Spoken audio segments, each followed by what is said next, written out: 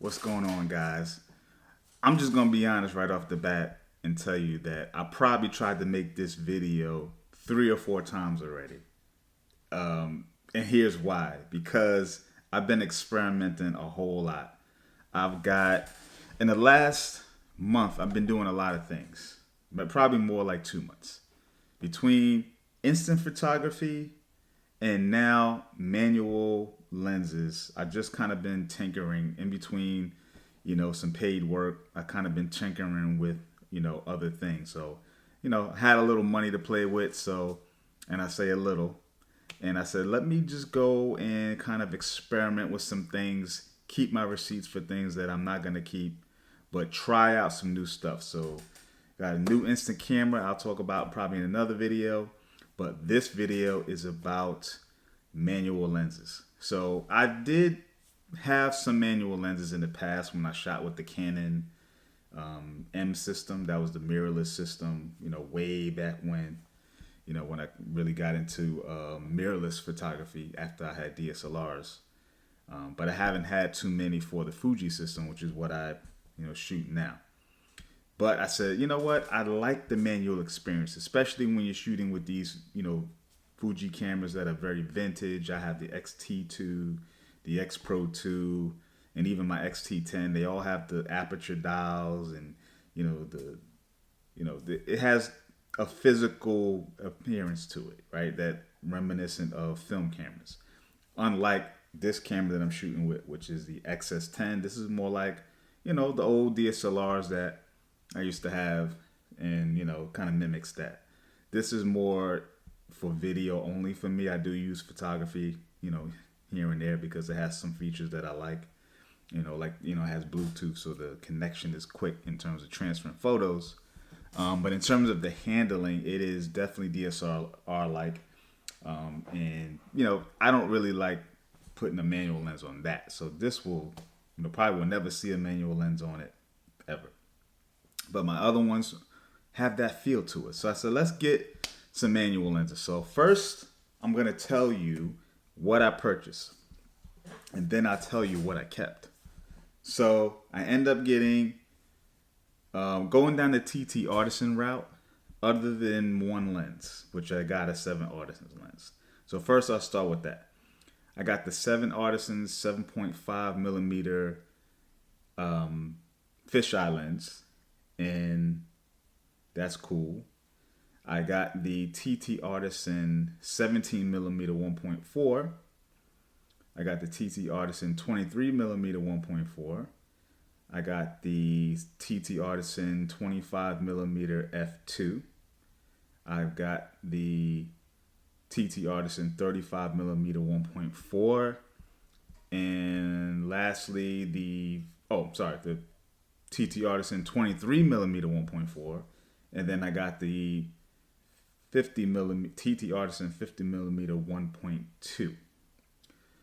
So I got a whole bevy of manual lenses to try out. Obviously, I have my favorites, which is what I kept, and then the ones I didn't keep. So I'll talk about the ones I didn't keep. So the ones I didn't keep are the 17 millimeter 1.4 by TTArtisan, and here's why. That focal length is equivalent to 25 millimeters on Fuji. That is not a focal length that I truly jive with in any sense. Could be good as a backup lens, but I don't need backup lenses. But I did want to try it to see if it was something I could see myself using in certain scenarios. But I felt like, it's not a focal length that I really like. And also, shooting that lens in particular wide open, the 1.4 is not so good to me. If you're pixel peeping especially, it's not going to be very good. But if you stop to f2, it's good on from there. And it's good. So ultimately, I didn't connect with it. I like to connect with my lenses. I don't really want to have stuff that you experiment for a reason to find out what you jive with and what doesn't work for you. That didn't work for me. So that one is going back. The other lens that I also didn't jive with is the TTArtisan 35 millimeter 1.4. Now, that lens optically is good. The 1.4 is good. It's good all the way through for the most part. I had a good time shooting with it and no issues with it in that regard. But the limitation is that 50 millimeters, which is 35, is 50 on Fuji in terms of field of view, is not a focal length that I really like much. I feel like it limits you to portrait photography only. And in that regard, in most cases, I like to shoot a little bit more telephoto. And, 35, the 50 millimeter equivalent is a standard field of view, and it's normal. It's readily available in any system. So in that regard, you could get them for cheap. And these manual lenses, by comparison to anything else, are not expensive in the first place.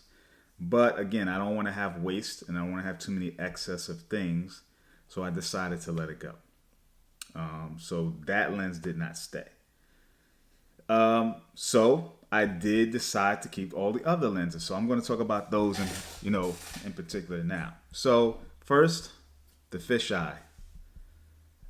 This is just an experimental lens. Obviously, fisheye is not something you can use all the time.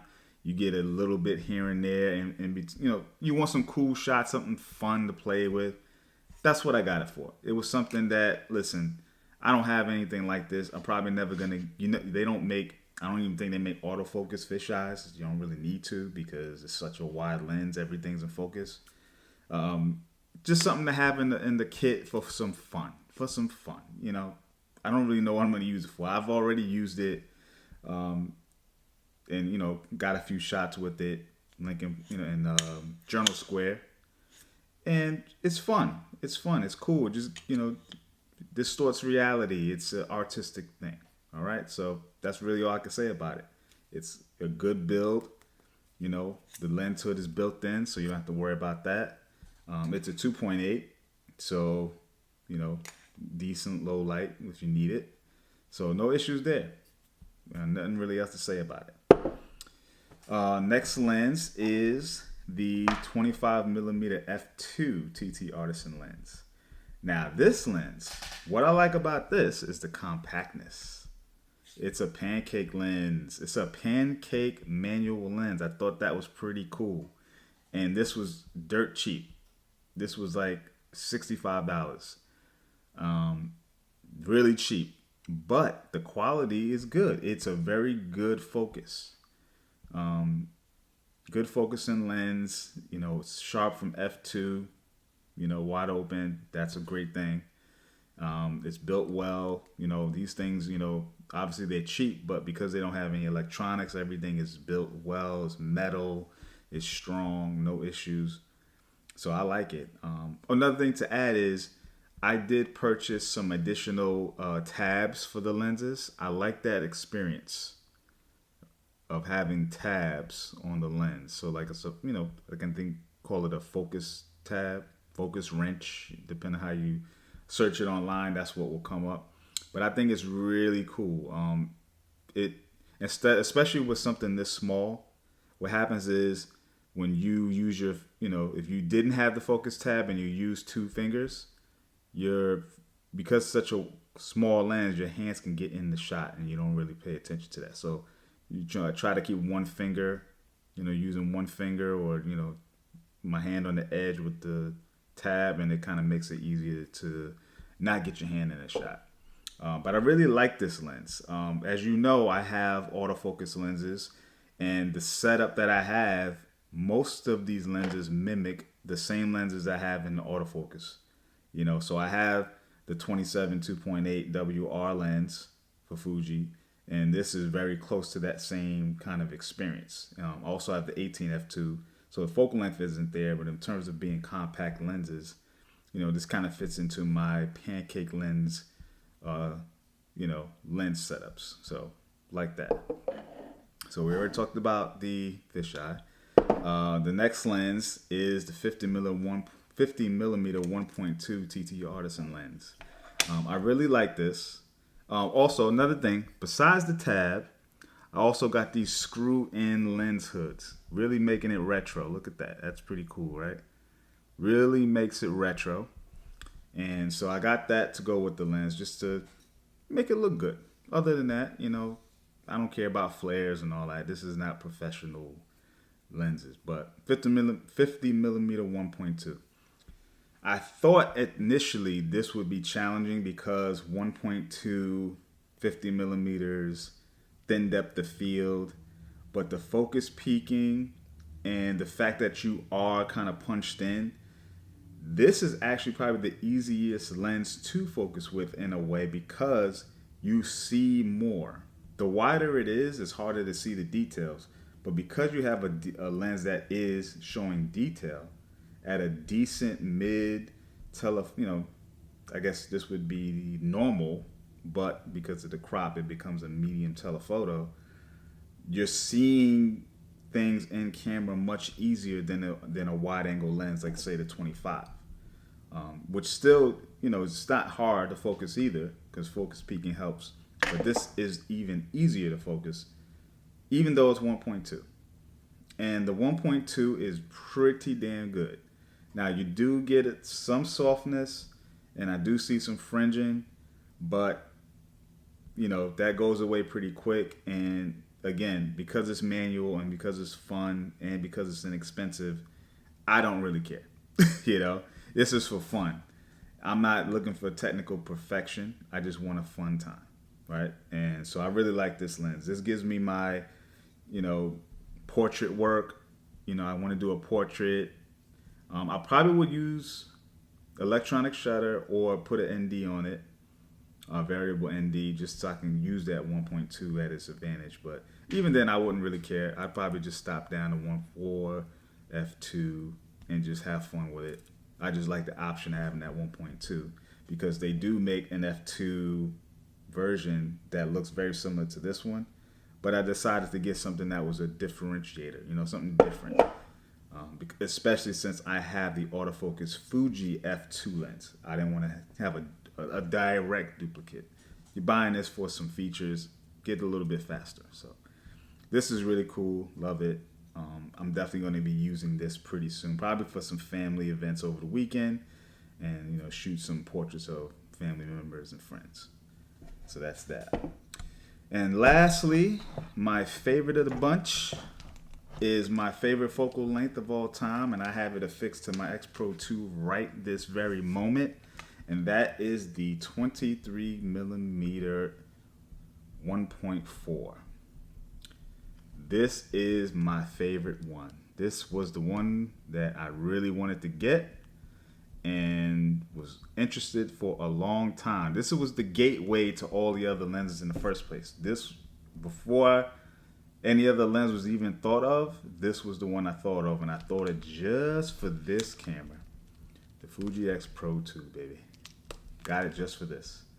This has a look to it that I really like. The handling, the weight, everything. This matchup is perfect for me. And this lens is the best of the bunch optically for me. From 1.4, almost no issues at all for me. Now, I need to test that more because I've only had it for a month, but I haven't seen any distortions that I've complained about, chromatic aberrations. It's sharp at 1.4. It's easy to focus. The focus ring is smooth.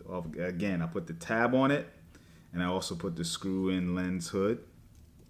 And the lens hoods comes with caps too, just by the way. So they have caps. So that's dope. The original caps, by the way, for all the TTArtisan lenses are screw-in lens hoods. No bueno. I got rid of that ASAP, and I said, let me get the screw-in lens hoods so I can get these, for one, a nice lens hood and a pinch cap for, the lens cap. So I really love this lens. This is the combo that I dreamed of, is having a 35 millimeter equivalent 1.4 manual lens for the X Pro 2. This is my dream. This is what I've been wanting. So this is the lens that is going to get the most use, probably, and you'll probably see, example photos of it in the future. I'm going to take it on vacation and see how I go about it. Have some fun with it.